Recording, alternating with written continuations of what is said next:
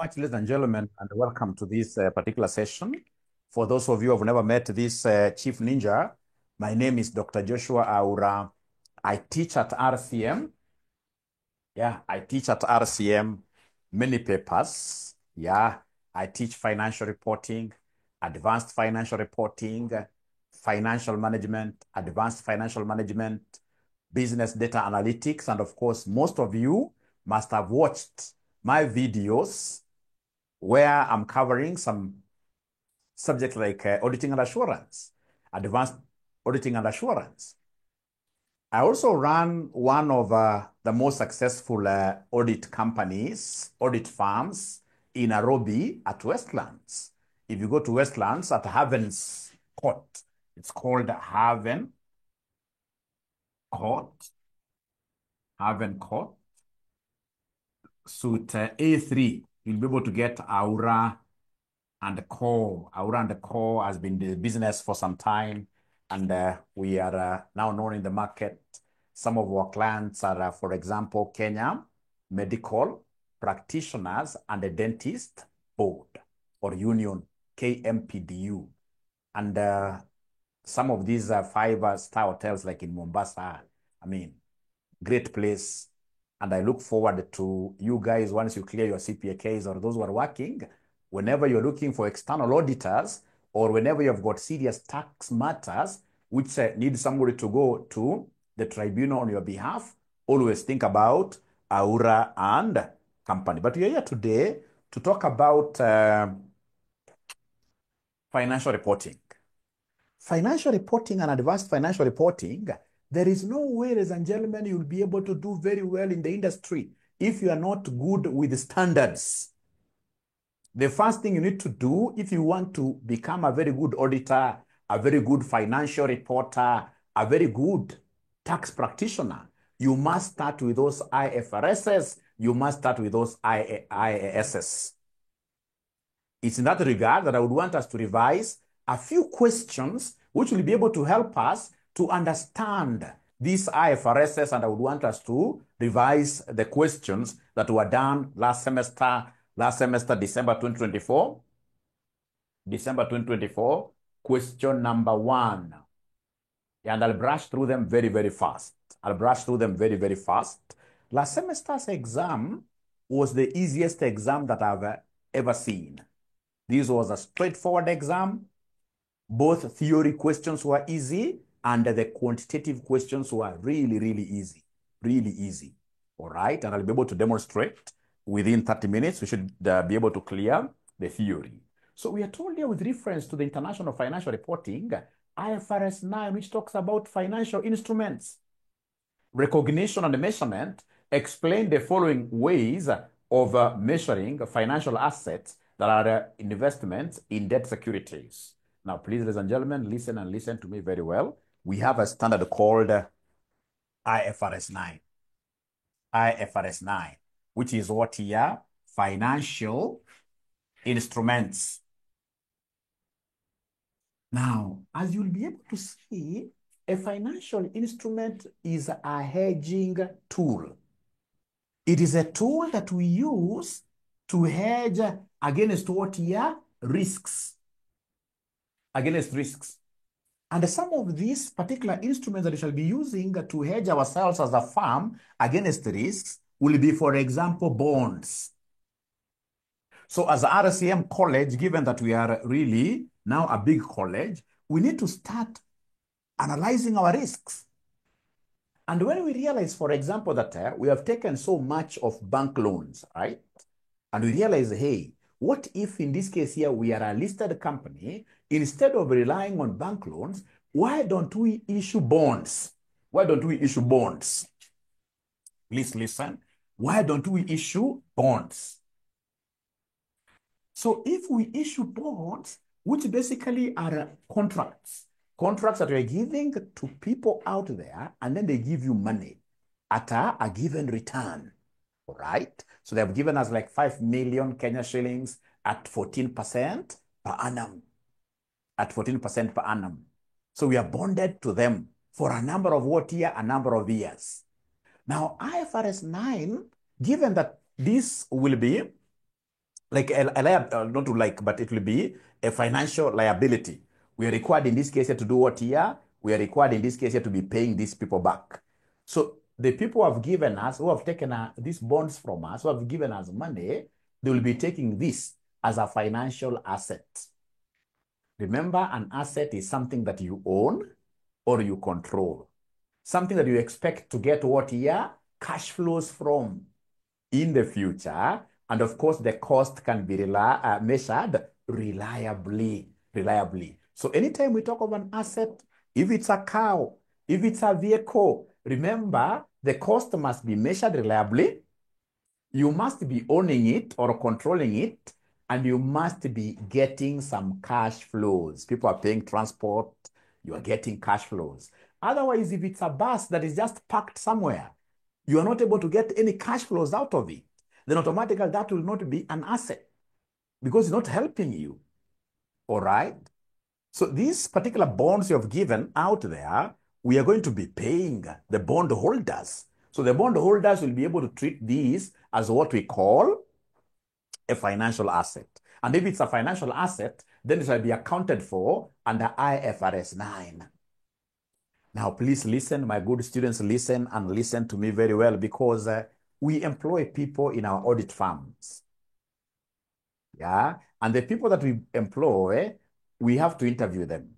And most of them, they fail at this technical area of interpretation of IFRSs. So when you talk of this financial asset, how shall we be able to account for financial asset? Now, so it depends on, look at what the question is asking here. Very, very easy question. Very easy question. This one here of our student, I would have put all the marks. Explain the following ways of measuring financial assets that are investments in debt securities, bonds here. So at amortized cost, remember at amortized cost under IFRS 9, we shall be required to do a loan amortization schedule. So we can only account for a financial asset under IFRS 9 if, number one, please listen to me. If, number one, we are going to hold the bond, we shall hold the bond to maturity. We shall hold the bond to maturity. That this bond is a 5-year bond.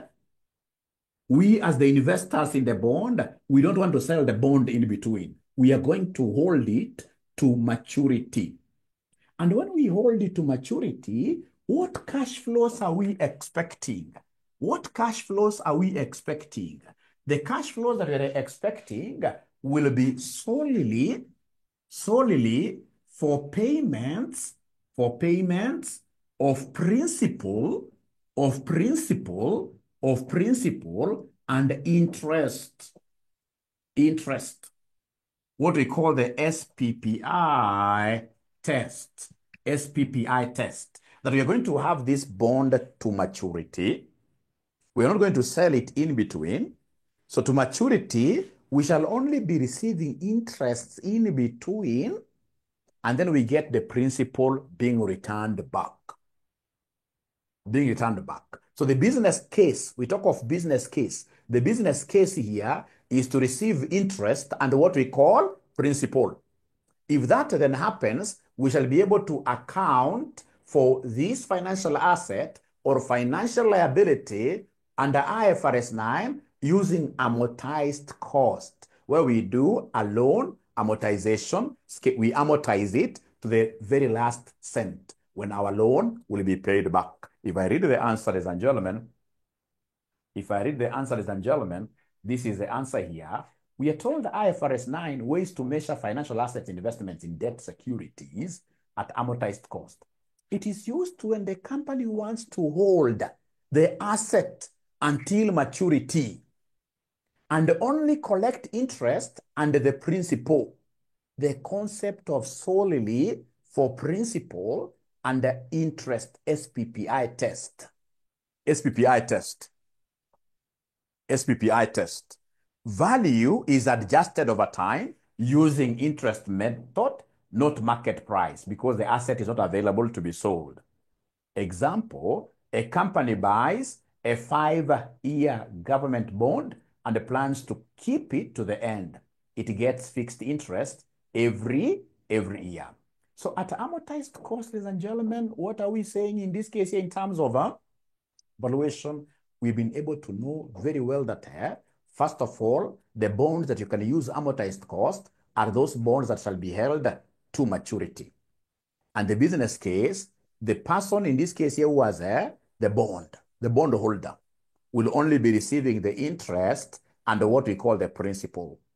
And then, of course, when this interest is received or paid, so if it is interest paid, of course, you shall be able to debit the interest expense account, and then you credit, in this case here, bank, if you paid.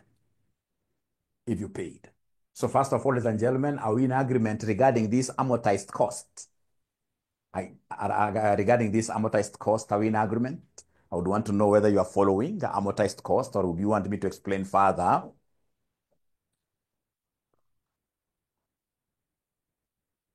Please talk to me. If you want me to explain further, here I am. The Chief Ninja will be able to explain. Because these are things that you have been able to handle practically. You've been able to handle practically. All right.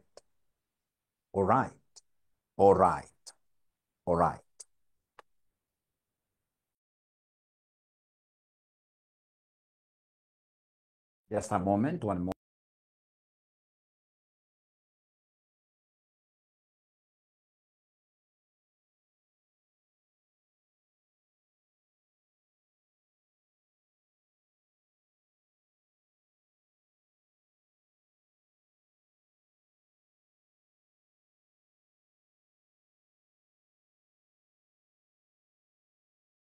Sorry for that. It's my doctor who treats my kid who was calling. Thank you. So we continue here. So whenever we talk of bonds which are held to maturity, please listen, ladies and gentlemen. Normally for risk management, we shall issue a bond at time zero, but we don't have an intention of staying with this bond for 5 years. For example, we issued it, but when in this case here, we realize that we can get a better provider of capital in year 2 or in year 3, we were going to sell. So if you're going to sell, then it means that we are not holding this bond for principal and interest amounts only. No, we have another objective. We shall be able to get our principal back. We shall be able to get, in this case here, our interest, yes. And then, of course, because you have a motive of selling, there is a possibility of capital gain. So the business case there is different. But I'm trying to explain the first model, which is called amortized cost, which is a model where this investor does not have any intentions of selling the bond. The bondholder will stay with this bond to the end of the period. So if the bond investor here is going to stay with this bond to the end of the period, then we amortize. We use what we call amortized cost, where we come up with a loan amortization schedule, which will be able to show us the interest to be paid. And once we get this interest to be paid, what do? The accounting bit will be to debit the interest, and then we credit, in this case here, bank, assuming that we did what year? We paid. Now, ladies and gentlemen, then allow me to go and pick the second scenario, and then you tell me, in this case here, what we need to do. Look at the second scenario. The second scenario is at fair value through OCI. Fair value through OCI. OCI stands for other comprehensive incomes. Very easy. Now, ladies and gentlemen, remember how we normally do our income statement. So our income statement, we have sales. We have, in this case here, for example, cost of sales. We subtract, we are able to get gross profit. Then we have operational expenses, etc. Then we get, in this case here, what we call net profit. So after we get net profit, it will be very, very important for us to come and think of other comprehensive incomes. So for us to get what we call other comprehensive incomes, we need a section of OCI, other comprehensive incomes. Why do we need other comprehensive incomes? Please listen. This is RCM College, assuming that we have our own building. If we have our own building and we happen to be having many shareholders within RCM, and then this building we call a valuer who is able to say, hey, this building last year was worth 50 million. Hey, this year it is worth 80 million. You see, there is an increase of 30 million. There is a gain, a revaluation gain of 30 million. This revaluation gain of 30 million, I can't take it here. If I take it to the profit or loss, what would happen is that these shareholders would want to be paid a dividend out of this revaluation surplus. And yet there is no money that may forthcome. I'm not intending, this capital gain or revaluation surplus of 30 million, I can only enjoy it when I sell the building. So I'm not intending to sell the building. I've only called in a valuer. And if I've called in a valuer and the valuer has been able to tell me, hey, now this building of yours has appreciated, there is no problem. But what I can't do is to take this appreciated amount of 30 million and put it in the profit and loss. That will be very, very wrong in terms of accounting, because the shareholders, out of this net profit, they will demand to get dividends.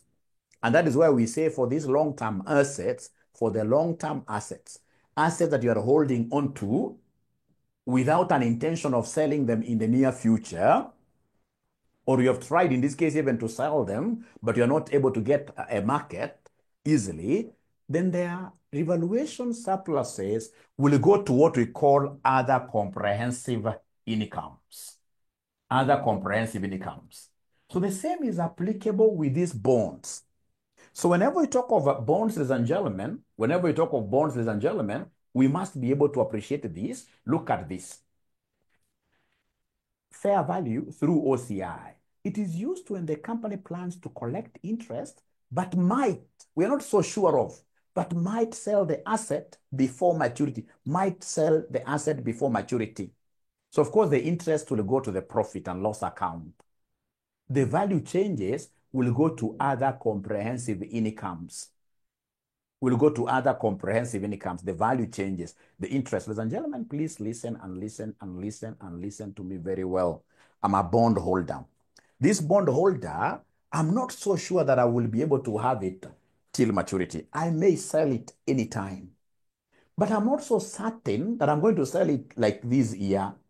And then we have in this case here a valuer. So this interest for the years that I will be having this bond, if it's a 5-year bond. So we have in this case here, year 1, year 2. So perhaps I get interest 1 here, I get interest 2 here. In year 3, I think of what here? Bringing in a valuer. I bring in a valuer to come and do what here? Value this bond. So assuming that this bond, ladies and gentlemen, in this case here was worth 10 before the valuer came on board, and with the valuer coming on board, now it's worth 15, meaning that there is a value increase of 5. Value increase of 5. Now, please, my students, listen and listen to me very well. This is just but a value increase. I have not yet sold this bond. So what then this would mean, in accordance with IFRS 9, I should be able to come and debit my income statement with the interests here. All right. And then, of course, I credit bank because I'm paying.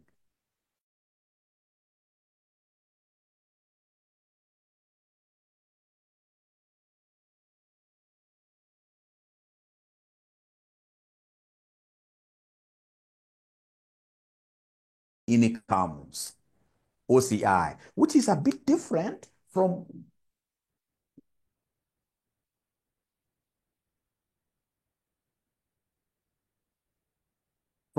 this from and 3, where we have a fair value through P&L. Through P&L, now these are those assets that you're able to sell quite fast.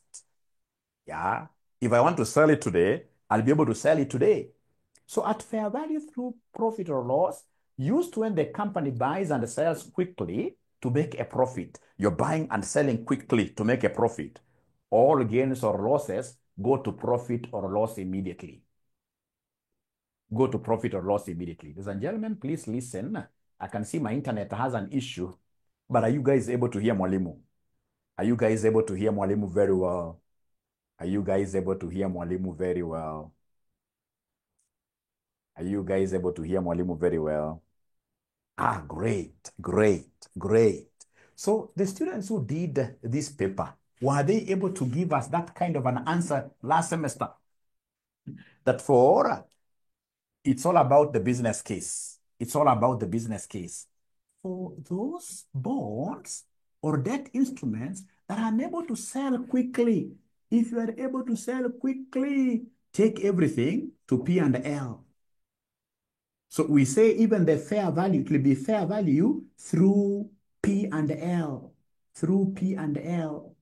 If you're able to sell quickly, then in this case here, use IFRS 9, the concept of fair value through P&L. Because I sell quickly, I recover my profits. If it is shareholders, I pay them their dividends out of this. But in this case here, if it is a bond, which I will hold on to, till maturity, then automatically this is a bond that should be analyzed using amortized cost method. You amortize it, you prepare what we call a loan amortization schedule, which I'll be showing you how to do it later. Today, I'm only looking at the theories. And ladies and gentlemen, if it is a long term, I don't want to hold this bond for the long, I don't want to hold it till maturity. I don't want to hold it till maturity. I may sell it, but I'm not going to sell it like year one, like year two. It's a long term. It's a long-term bond. So if it's a long-term bond, which may necessitate calling in of a valuer, then that one will be fair value through OCI, fair value through other comprehensive incomes, fair value through OCI. So now, are we in agreement? Have you guys been able to pick a few things here and there? And you'll get this concept in AFR. You know, the financial reporting standards in FR and AFR are the same. They're the same. They're the same. Actually, most of the things, students understand them better when they are in AFR. So have you guys been able to get something now out of this which can help us in future, in answering future exams? Have you been able to understand? Have you been able to understand? You can simply say Y for yes. Y for yes. Have we been able to follow? So for those students in this case, you would want to join, as I wait for you guys to mention something there, to join the very best college for CPA. Don't hesitate. It is RCM College. It is RCM College. So RCM College, ladies and gentlemen, please get in touch with us. Our classes will be starting on the 2nd of May. 2nd of May. We happen to be having early bird discount. We happen to be having early bird discounts of 10%. If you're able to pay, is it within today? I'm not so sure. You need to call this number to ask for early bird discounts. And once the early bird discounts end, we don't extend. We don't extend. We don't extend. Thank you. Then allow me to go to second question. So the second question, they asked us a very, very tough question. Tough question for students who are doing intermediate, but a very easy question for students who are doing AFR. International public sector accounting for the effect of changes in foreign exchange rates provides a clear guidance on how entities should translate monetary items and non-monetary items, as well as the treatment of resultant exchange differences. With reference to the above statement, explain how monetary items and non-monetary items should be translated and the treatment of the respective exchange differences. Now, ladies and gentlemen, please listen. First of all, you must be able to know how to differentiate between monetary and non-monetary. Non-monetary assets are like buildings, the property, plant, and equipment. These are figures. These are assets These are assets that we have, yes, in our statement of financial position, and we even have money against them. Like you're saying, our motor vehicles, our land and the buildings here are worth 30 million. You'll be putting that figure there. But that should never deceive you that land and buildings is a monetary asset. No. Is a monetary item. No. It is a non-monetary item because I don't intend to sell it to recover that money. And even if I was to sell it today, I may recover less than the 30 million or even more. The figures that are here, like 30 million, they are mere approximations. They are called non-monetary items. Monetary items, ladies and gentlemen, this will be the cash that I already have today or the cash that I expect to receive in the near future or pay in the near future. So, for example, like receivables, if I have receivables of, say, somebody owes me 20 million, not unless this person is another one, they're bad people. I expect when this time comes, I should be able to get that 20 million the way it is without any negotiations. So first of all, you need to appreciate the difference between monetary and non-monetary. So for us to be able to understand this very well, you'll allow me to read this just kidogo. So tunaambiwa monetary items are items that represent the right to receive or pay a fixed amount of money. A right to receive or pay a fixed amount of money, not like the one that I told you of buildings of 30 million when we realize we may not be able to get that fixed money. Key features: fixed or easily measurable in money, cash or future payments. Value can be affected by exchange rate changes if in foreign currency. Examples include cash, accounts receivable, accounts payable, loans, bonds payable or receivable. Example, you have a Kenya shillings 1,000 loan payable in 3 months. That's a monetary item because it's fixed amount in money. You can't go to the bank after 3 months are over, you start telling the bank that now I'm going to pay you 950. No, you have to pay 1,000. All right. So in this case, that amount is fixed. It can't keep on fluctuating. How about the amounts we expect in this case here from our buildings? That building, of course, we expect, ladies and gentlemen, the figures here to keep on doing what here fluctuating depending on the valuation. Depending on the valuation. Now listen. Listen. So we are told here non-monetary, these are items that do not involve fixed monetary amounts. Their value can change based on market conditions. Like usage, like when I'm using this particular vehicle, it's depreciating. All right. Usage or age. Key features, not settled in cash directly. Their value is usually not directly affected by exchange rates. Examples, property, plant and equipment, inventory, intangible assets, all that. Now, gains or losses, the question now that the examiner asked you, gains or losses on translations. Monetary items, these are items like cash, loan, payables, receivables, money-based. Translate using the rate at reporting date.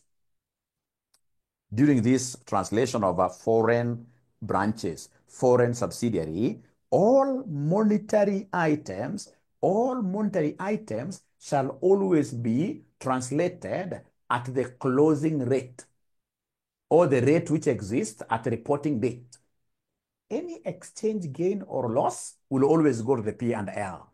For monetary items, any exchange gain or loss shall always go to the P&L. Always go to the P&L. So key things you're learning there, ladies and gentlemen, whenever you're translating. If, for example, you have a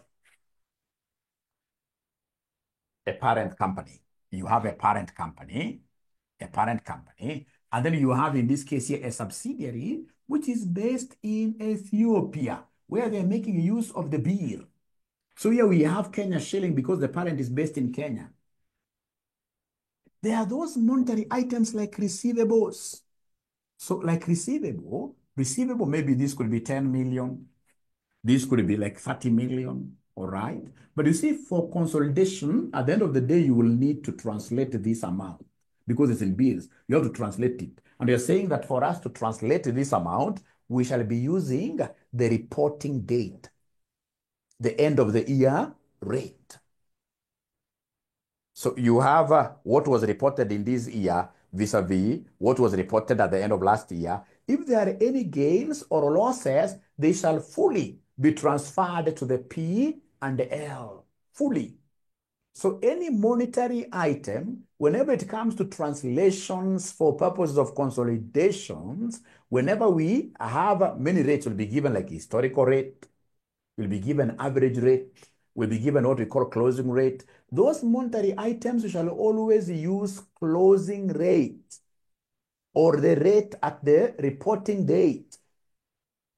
And once in this case you do the translations, and then you realize that there is an exchange gain or an exchange loss, you shall be able, ladies and gentlemen, to book losses or gains in the P&L. But now remember, if you have got non-monetary items, ladies and gentlemen, are items like buildings. So buildings, basically, you look at when you were buying this building, what was the rate that was existing then? What we call the historical rate. So for non-monetary, we shall always be very, very, because non-monetary items, ladies and gentlemen, are quite significant. We'll be looking at for these foreign subsidiaries. These non-monetary items like land and buildings, when did we buy them? What was the exchange rate existing them? So the exchange rate that was existing them, we call it historical. Historical. Please listen. We are told here, non-monetary items, these include assets like land, buildings, or inventory. If using historical cost, use historical cost during the purchase date, or use fair value if there is a valuer who has come. Any gains or losses depend on how the item is treated. But most importantly, ladies and gentlemen, what I would want to sell to you here is that monetary items take the profit and loss. Monetary item exchange gains and losses take the profit and loss. And then non-monetary, you take to OCI. When I teach advanced financial reporting, I always like telling my students that if you do an exam, a FR exam, without really mastering that concept of OCI and the P&L, you will get problems. So in this case here, for the monetary items, whenever you get exchange gains or exchange losses in relation to exchange differences, they shall always go to the P&L, and non-monetary, they shall always go to OCI. And then the thing is, don't cram. The thing is, you should be able to get, in this case here, just a high level understanding. So, ladies and gentlemen, can I go to the next question? Remember, I was to be here for around 30 minutes. Have you been able to pick something out of this, however small? Have you been able to pick something out of this, however small? Have you been able to pick something out of this, however small? Please talk to me. Have you been able to pick something out of this, however small, out of this explanation? However small, you can say Y for yes, because you are here to build each other. Yes, and I can see Sir Charles saying there that our students are able to get HELB loans. Yeah, our students are able to get HELB loans if you're willing to. Yeah, I will be able to send. Yes, I'll be able to send. So if you're willing in this case here to work with our HELB experts, call the number that is giving us there, 011 70 90 000. If you want somebody to help you work out the HELB. Yeah, if you want this higher education loan board, then you can talk to us. We'll be able to help you out with how you're going to handle that. Now then, allow me to go straight away to the next concept, ladies and gentlemen, which is which concept? Very easy concept. I love this. IS-20 is my best because I've worked for a multinational organization which has been receiving grants for long. Yeah, so I really know how to handle this area. Question number 3, outline the accounting treatment of government grants related to income, accordance with the International Accounting Standards 20. So there are two types of grants, remember. According to IAS, there are two types of grants. According to IAS 20, grants is normally given to you, for example, by government. Yeah, the government can easily come and grant you. You're being given money, which will not be required to return, not unless there are conditions which are put there and you don't meet those conditions. But basically, you're given money like for free. Go and use this money. All right. So we have two types of grants. We have, in this case here, grants. We call them income grants, and then we have asset grants. So there are those grants which will come to help you buy an asset, and there are those grants which will come to help you in your operations. So these are operational grants, and these are what we call CAPEX grants, operational grants and the CAPEX grants. CAPEX stands for capital expenditure. So operational grants are those grants, ladies and gentlemen, that we receive to just help us in our operations. Yeah. So for example, we have employees. This is something I've seen happening where I've worked before. So we have employees. These employees are supposed to be very productive. Then we have a donor who tells us that, hey, we are giving you this grant for employee training to enable them, in this case here, improve on their productivity. So for them to improve on their productivity, ladies and gentlemen, that's not an asset we are buying. That's an operational expenditure. And the IAS 20 is very, very clear on this. I love IAS 20. It's very, very clear on this. If it is an operational grant, otherwise, which we also call an income grant, there are two things. So you'll come here under your statement of income and surpluses, you will have an income. So call it grant. Grant, you must elaborate. Training fees. Show the figure, maybe 10 million. Show the figure as an income to you. You show the figure as an income to you. There are two ways. You could either show it here or in your expenses. Where you have the training cost. Perhaps in the whole year it took you 20 million to train your staff, but you were given some grant by government. So the government, for example, gave you a grant of 10. So then I'll be able to report a reduced training cost because this burden was lessened for me.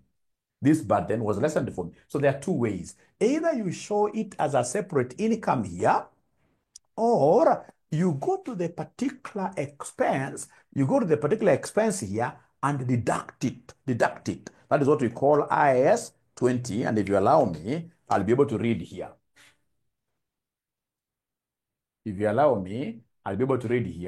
Government grants related to income. These are grants given to support a business's income or operations. They are spread out and recognized in the same period as the related expense. Can be shown as other incomes, or reducing the related expense.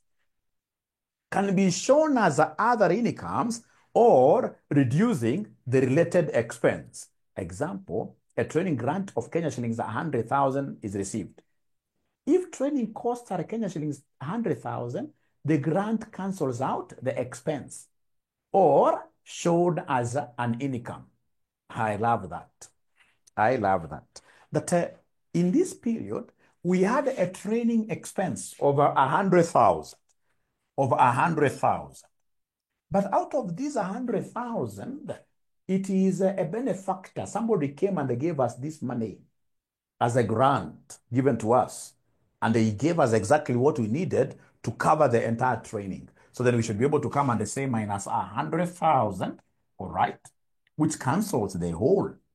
Alternatively, you can come, ladies and gentlemen, here, don't deduct this. IAS 20 gives us the two options.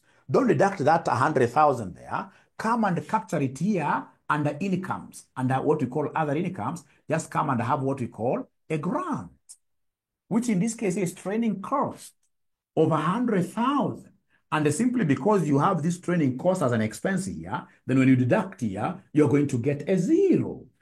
You're going to get a zero. That is as good as doing what we call cancellation. Cancellation. So whenever it is an income or operational grant, ladies and gentlemen, what you're required to state in that question is that you shall be able to take this particular, you shall be able to take this particular income as a, book it as a separate income. Yeah. Or you go to the particular expense and deduct it. Go to the particular expense and deduct it. So if you allow me now, I'm doing the last question. We said we were here to be, we're supposed to be here for only 30 minutes. Yeah. So question number 5. I love this. In relation to international accounting standards, IAS 41, agriculture, explain the following. Recognition of biological assets and the measurement of biological what year? Measurement of biological assets. Measurement of biological assets. Now, ladies and gentlemen, I love IFRS. Because you see, IFRS, we basically keep on talking about what year? How do you do the initial recognition? And how do you do subsequent measurement? Anytime I hear about subsequent measurement, there are two possibilities. Cost method or a fair value method. Subsequent measurement. You see, if I buy a vehicle today, initial recognition, what is the cost? Recognize it at that cost. But now moving forward, it will be net book value. So it is cost minus depreciations. We call that one the cost model. Subsequently, this vehicle, I may want in this case to call in a valuer, especially when I'm taking insurance. So if I call a valuer in, then I'll be using what we call fair value method. The same is applicable to the cows. When it comes to measurement, ladies and gentlemen, measurement, these cows, remember the agricultural assets like cows, crops, etc. Ladies and gentlemen, they normally go through what we call biological transformation. They grow. They grow. So given that they are growing, then cost method can never be an option because there is no depreciation there. It's transformation, increasing growth. So cost model can never be an option, right? So please listen as I read here very, very fast. As I read here very, very fast. What are we told here? We are told IAS 41, agriculture recognition. You can only recognize when you do what here? You own stroke control the asset, e.g. cows, crops. You can't recognize something which is not yours. When it is expected to bring future benefit. And then number 3, ladies and gentlemen, you can measure the value. Example, a cow that will produce milk is recognized as a biological asset. Now, there are animals that you can't recognize as a biological asset. There are animals you can't recognize as a biological asset. We'll be talking about this later. But one thing, and you can see this in your past papers. In your past papers, often, ladies and gentlemen, you can see this in your past papers every other day. Assets can only be recognized if, in this case here, you are able to do what here? You are able to control them. Or in this case here, you do what here? You own them. Or you own them. You are able to control them. Or you own them. Number 2, there must be a benefit attached to that asset. Yeah. There must be a benefit attached to the asset. There must be future cash flows. And then in this case here, you must be able to measure this particular asset reliably. Ladies and gentlemen, please listen and listen to me very well. We're discussing something very important here. We are saying measurement of biological assets, measure at fair value. Of course, if there are any cost to sell, you always subtract them. So measure at fair value, all right, less cost to sell at the reporting date, and any changes in value will go to P and L. Any changes in value will go to P and L. Example, a cow worth 50,000 last year is now worth 60,000. Last year it was worth 50,000. This year it is worth 60,000. So you can see there is an increase in value of 10,000. The Kenya shillings 10,000 increases will go to the P and L. I can see a question here. I discuss asset grant. Yes, I'll be able to discuss asset grant. Just give me 1 minute. Great.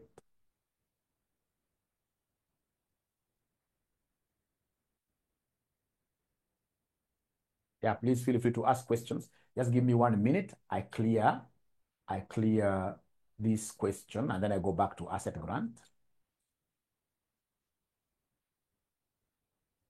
All right. Now from there, ladies and gentlemen, they're asking us to talk about IAS what year? IAS 19.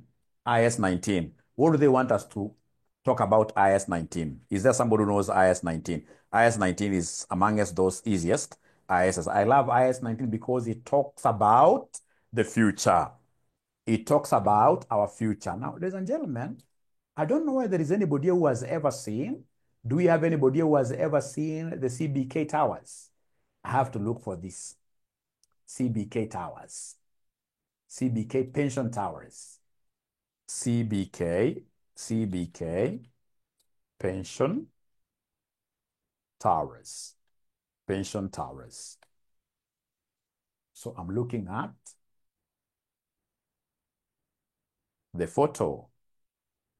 I have to search for this and then I show you something very, very important here.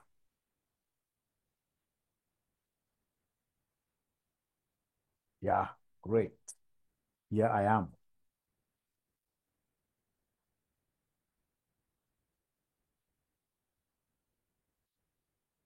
Now, ladies and gentlemen, this is what we call the CBK towers. You can see the inspiration.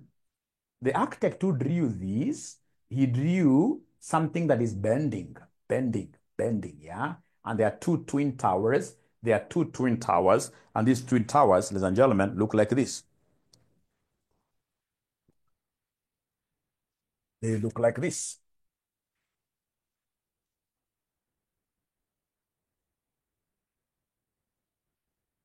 So we have a strong base.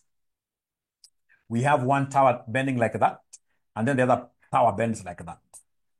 Yeah. So this basically, and remember, these are the CBK pension towers. Pension towers. What does this mean? It means at the end of the day, it doesn't matter how strong you are walking today. You could be a tall lady who is able to walk on their high-heeled shoes very, very well. It's your age. You could be, in this case here, a very strong young man, yeah, who can even go out there and box. It's your age. Great. But whether you like it or not, when you hit age 70, you will have to bend somehow. There'll be some bending to be done. You will get old. And that is why this CBK pension towers, ladies and gentlemen, has a very, very important inspiration. Has a very, very important inspiration that try, when you are young, with all your energies, try to make your base for your future very, very strong by investing in pension today. Start by investing today. So that by the time you're bending, you'll be having something to do what year? To fall back on. When you're bending, you'll be having something to fall back on. When you are old, you'll start getting so many diseases, etc., etc. You need money to move around. You need money to move around. So then we shall be able to have two types of pension schemes. These two types of pension schemes discussed under IAS 19, ladies and gentlemen, you know them. You know them. Yeah, we have what we call defined contribution plans and defined benefit plans. Very easy. So we have defined contributions.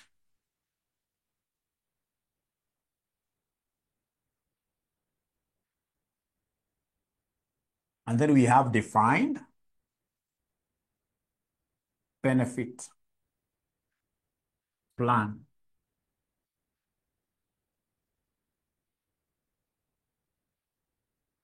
So I worked for a company called Arrow for so long. Arrow is a Swedish organization, but based in 140 countries. Now, some of these organizations, like now this organization, does not want their employees to suffer when they retire. So normally what they do then, they look at your current status and then they do a projection. Today you are earning $1 million. Come in this case here, I mean, when you retire, to be able to live the same lifestyle that you are in today, how much will you need to be getting on a monthly basis? So like now for Arrow, we had what we call a defined benefit plan, where your employer is able to guarantee you how much will you receive when you retire. It's called, the benefit is given in advance. It's called a defined benefits plan. So, but this is very risky. You must be a very solid organization for you to be able to define the benefit that your employees will be receiving like 30 years from today. You must be a very solid organization. Not many organizations can be able to guarantee that. Because first of all, are you sure that you will be there at that time? No. So then what most employers do is to transfer the risk to these pension schemes. Like as a RCM, we work with Britam. So under Britam, what do? We contribute money to Britam scheme for our employees. Yeah. So in this case, you were able to put in 6%, and the employees, you expect the employees to put in 6%. That is 12% of their gross. So every month, this money goes to this pension. So assuming, let me ask you a question. Assuming, ladies and gentlemen, that we have been making these contributions every month, we are paying for somebody 10,000, we are paying for somebody 10,000 to the Britam scheme. Let me ask you a question. These are the contributions that we are making. We have defined the contributions. The employee knows that we are taking 6% from his salary and we are adding 6%. So we have defined the contribution and we are giving Britam this money to run it on the behalf of employees. But let me ask you a question. What if, ladies and gentlemen, in 20 years' time, Britam will not be there? Britam collapses. God forbid. It's a big company, can't collapse. But if it collapses, how much do you think will our employees get as pension? How much do you think will our employees get as pension? Please talk to me. How much do you think will our employees get as pension? Please talk to me. I'm giving you 1 minute.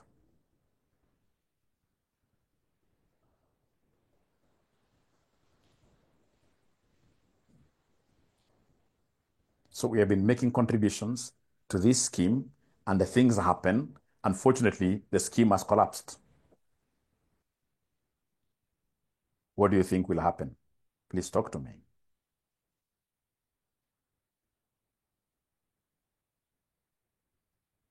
Unknown, I love that, yeah. Unknown.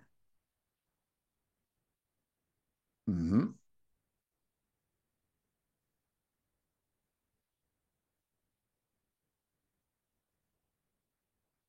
Me, I know how much they will get. I know how much they will get. I know how much they will get. Is there anybody who could be knowing how much they will get?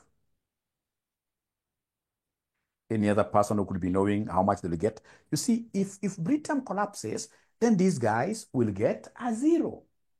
These guys will not be able to get anything. They will get zero. All right? And they cannot come back to us because we signed a contract with them. It was a tripartite contract, a contract between the employer. We have in this case here, bankruptcy here. We have the employer. We have, ladies and gentlemen, we have the employer here. We have the employer and we have Britam. And we were able to transfer all our risks to the pension scheme. So in case the pension scheme decides to give them even more than would have given them, none of our business. If the pension scheme does not give them anything at all, none of our business, because we never defined any benefit. So for us, what have we been doing? For us, we've been contributing. It's called defined contributions plan. And then we have what we call a defined benefits plan. So we are saying, ladies and gentlemen, here, defined contribution plans, they asked us to do very simple things here. Types of post-employment benefit plans in accordance with IAS 19, employee benefits. So we have here defined contribution. The employer pays fixed amount. No extra promise later. Employee takes the risk. Example, the NSSF is a defined what here? Is a defined contributions plan, because we are simply contributing, ladies and gentlemen. We are simply contributing, ladies and gentlemen, so that this NSSF will be able to take care of what are these employees in the future. That's all. And then we have, ladies and gentlemen, in this case here, what we call defined benefits plans. Defined benefit plans. So under defined, the employer now, because he's rich, he's a multinational like Arrow here, is able to set a particular amount that will receive upon retirement.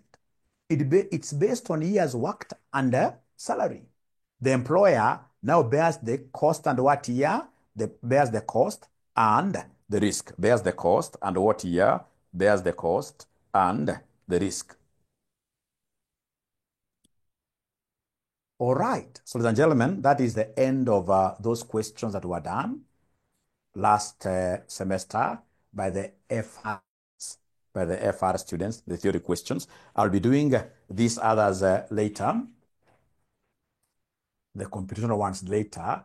But you see, the moment you're just so good in theory, let me tell you a secret, even in financial management, advanced financial management, strive always to be very practical with your theories. The moment you're very, very good with your theories, you can never, ever go wrong. Yeah, like now this, you can see theories were about 30%. Or to be pessimistic, more than 25% you can count. Yeah.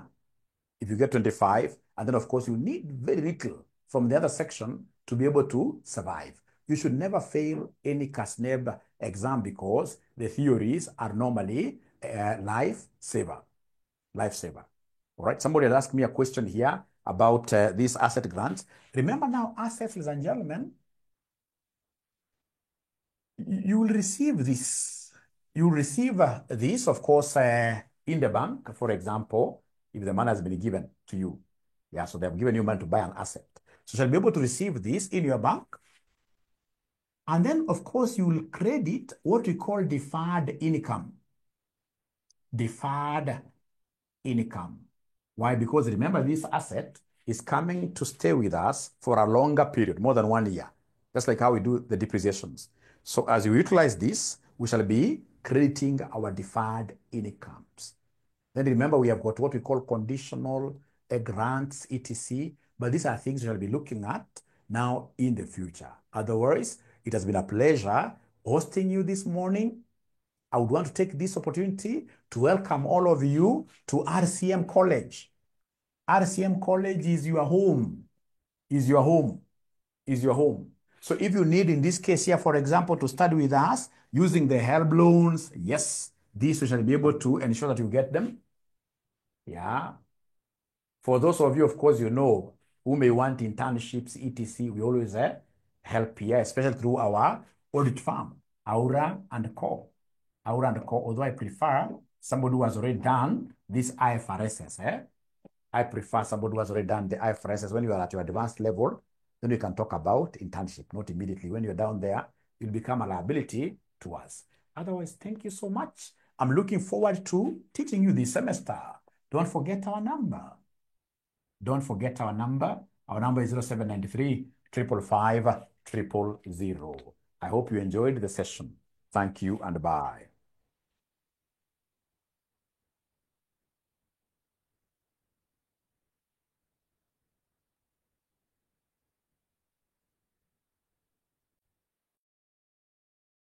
The document, do you want me to attach it here?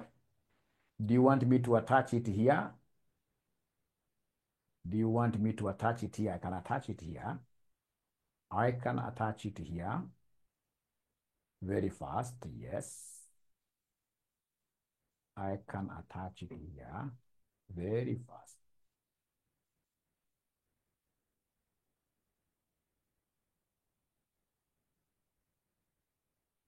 No, the best, let me just send it in the group. Let me send it in the group. Let me send it in the group because I can't see.